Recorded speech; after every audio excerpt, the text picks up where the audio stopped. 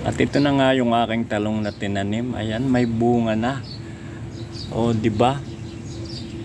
Dito sa Manila, pag wala kang ekstrang lupa, sa ganito ka na lang magtanim-tanim.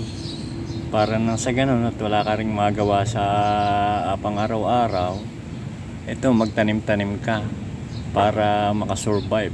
Dahil dito sa Manila, alam nyo naman, napakamahal ng bilihin. Napakataas ng cost of living. So, ayan, meron tayo ditong gulong. Nilagyan lang natin ng kaunting lupa. So, tinaniman natin ng buto ng talong. So, ayan, marami na akong naputi rito. O, di ba guys? Ito ang buhay. Kailangan natin lumaban sa realidad. Lalo na sa panahon ngayon. Napakahirap. So, kaya kailangan nating magtanim para tayo ay makatipid. Hindi na natin bibilhin.